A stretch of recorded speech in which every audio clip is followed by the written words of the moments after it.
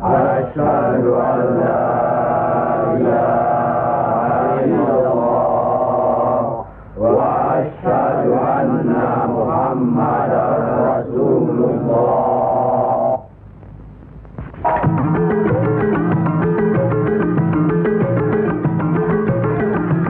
Ini saudaranya ditanya sama malaikat, man rabbuka? Apa jawabannya? Habib Abdullah Al-Haddad. Waduh, Tuhannya ditanya sampai Tuhanmu Habib Abdullah Haddad ini orang. Ditanya lagi, man nabiyuka? Habib Abdullah Al-Haddad. Man kiblatuka? Habib Abdullah Haddad. Semua pertanyaan dijawabnya satu, Habib Abdullah Haddad. Dengan hal itu, karena kecintaan yang mendalam kepada Habib Abdullah Haddad, Habib Abdullah Haddad kasih syafaat. Datang ruhnya Habib Abdullah Haddad dikasih syafaat itu orang. Datang ruhnya Habib Abdullah Haddad dikasih syafaat itu orang. Assalamualaikum warahmatullahi wabarakatuh. Bismillahirrahmanirrahim. Alhamdulillahi rabbil alamin. Wabihi nasta'in ala umurid dunia waddin. Wassalatu wassalamu ala ashrafil anbiya'i wa imamil mursalin, Sayyidina Maulana Muhammadin wa ala alihi wa sahbihi ajma'in, amma ba'd. Para pemirsa dan pendengar sekalian, saudara-saudariku semuanya bersama dengan keluarga, semoga berbahagia. Semoga senantiasa diberikan kedamaian, ketenangan, kesenangan, kesejahteraan, kelimpahan rezeki untuk bekal ibadah, diberikan putra atau putri yang solih, solihah, dzurriatan thayyibah, dan dijadikan keluarga panjenengan semua menjadi keluarga yang sakinah, mawaddah, warahmah, fid dunya hasanah, wa fil akhirah juga hasanah. Pada kesempatan yang penuh dengan kebahagiaan ini, seperti yang panjenengan semua saksikan dan dengarkan, bahwa ada seorang habib yang menyampaikan tentang ada seorang yang mencintai atau memiliki rasa mahabbah yang sangat-sangat tinggi kepada seorang habib yang bernama Habib Abdullah Al-Haddad, sehingga ketika muhibbin itu meninggal dunia di alam barzah atau alam kuburnya, ditanya oleh malaikat Mungkar Nakir, jawabannya cuma satu. Ditanya, man rabbuka, siapa Tuhanmu? Waman nabiyuka, siapa nabimu? Wama kitabuka, apa kitabmu? Wama kiblatuka, mana kiblatmu? Dan mana saudaramu, siapa saudaramu? Jawabannya cuma satu. Habib Abdullah Al-Haddad. Habib Abdullah Al-Haddad. Habib Abdullah Al-Haddad. Yang menceritakan ini adalah temannya almarhum, ya, melalui mimpi. Sekali lagi mimpi lagi. Inilah yang namanya tahayul, ya, hurufat, cerita karangan bebas, menyesatkan banyak orang. Dijawab dengan itu, akhirnya apa? Datanglah roh Habib Abdullah Al-Haddad lalu membela orang yang ditanya oleh malaikat Mungkar Nakir. Malaikat Mungkar Nakir bisa kalah, berarti bisa ngalah-ngalahi Gusti Allah. Bahasanya begitu. Bisa mengalahkan Allah, bisa mengalahkan Tuhan. Inilah yang namanya Dajjal. Cerita-cerita seperti ini disampaikan dengan lisan yang fasih, terlatih, sudah dipelajari sejak lama. Rata-rata kaum pembual ini sudah mengasah betul, ya, tata bahasa, mengalihkan perhatian dan suasana, membuka alam bawah sadar para jamaah pengikutnya sehingga bisa terbius, tidak sadarkan diri, tidak menggunakan logika, hanya mengandalkan dogma saja. Akhirnya apa? Banyak yang percaya. Sekali lagi, ini abad 21. Kawan, saudaraku semuanya, abad 15 Hijriah. Kok masih mempertahankan tradisi, budaya, klinik klasik mistik seperti ini? Na'udzubillah min dzalik. Jangan dipercaya. Pengumuman kepada seluruh umat Islam di seluruh Nusantara Indonesia Raya. Jangan dipercaya.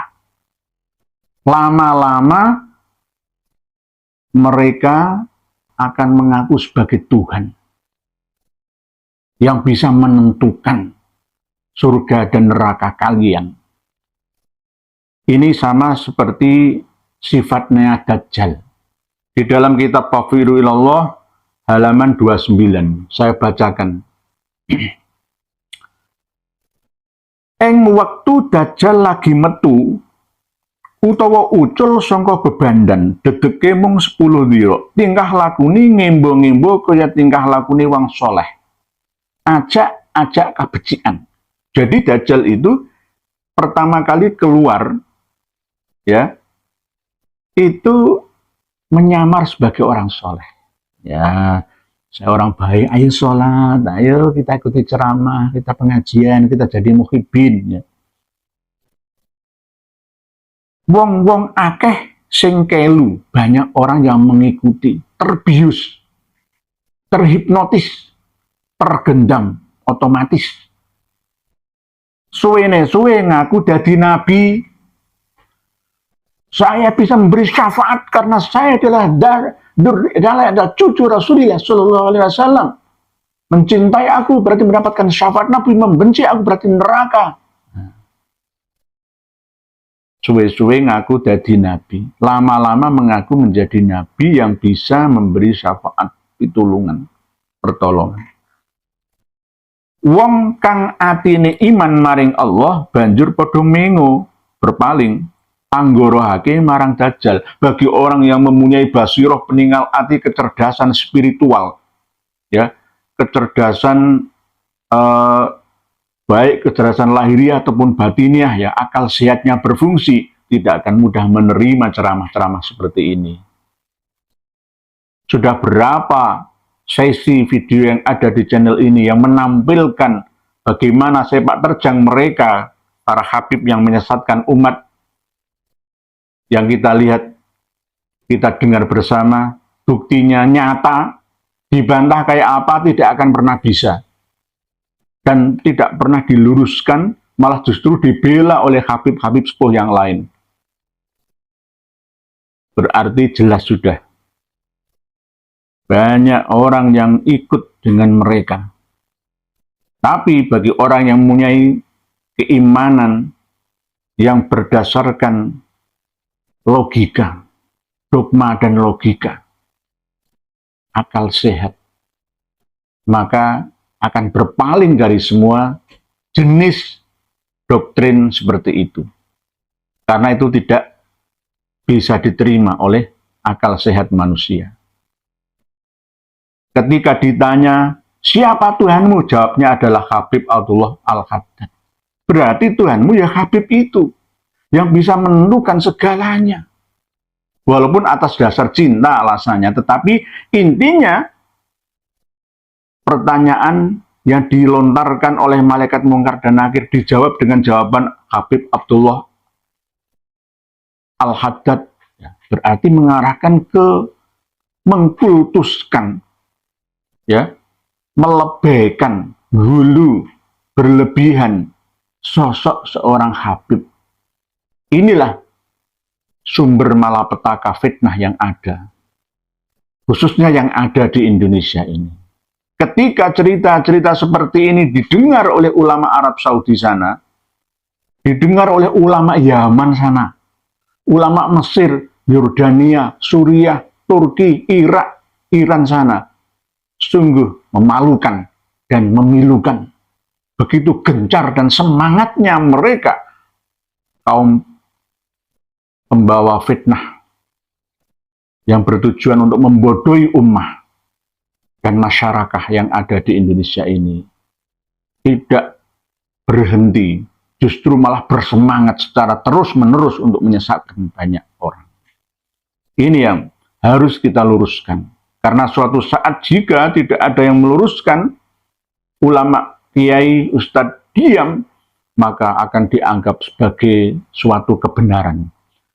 Kebatilan yang dipropagandakan secara terus-menerus akan dianggap sebagai suatu kebenaran.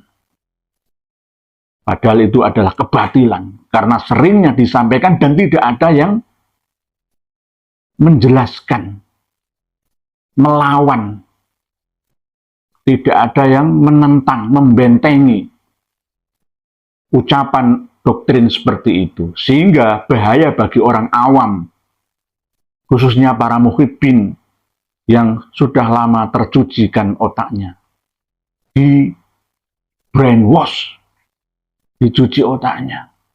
Oleh sebab itu sadarlah wahai saudara-saudariku semuanya, bangkitlah kalian, sadarlah kalian. Jangan mengikuti zon, persangkaan, cerita-cerita khayalan seperti itu, menyesatkan. Silahkan sesat sendiri wahai Habib, jangan mengajak orang lain untuk sesat. Para pemirsa dan pendengar sekalian, rahimakumullah. Mari kita bersama-sama bahu-membahu bergandengan tangan untuk menyelamatkan akidah syariah. Begitu juga akhlakul karimah, tarbiyah, dan dakwah ummah secara amah keseluruhan di negeri kita ini, agar senantiasa anak bangsa ini dari generasi ke generasi menjadi bangsa yang hebat, bangsa yang kuat, bangsa yang senantiasa berperadaban tinggi, bangsa yang menjadi imam pemimpin bagi bangsa-bangsa lain di muka bumi ini. Jangan menjadi bangsa budak, jangan menjadi bangsa jongos. Merdekalah kalian, saudara-saudariku semuanya.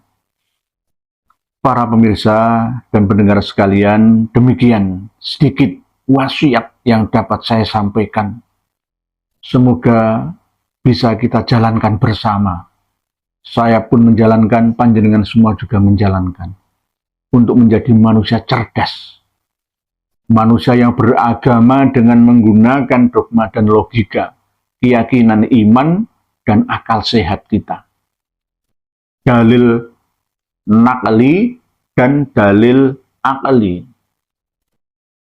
Jadi tidak hanya dalil nakli saja, tapi juga dalil aklinya. Lengkap kedua-duanya. Demikian, wallahu a'lamu bissawab. Akhirul kalam, wassalamualaikum warahmatullahi wabarakatuh.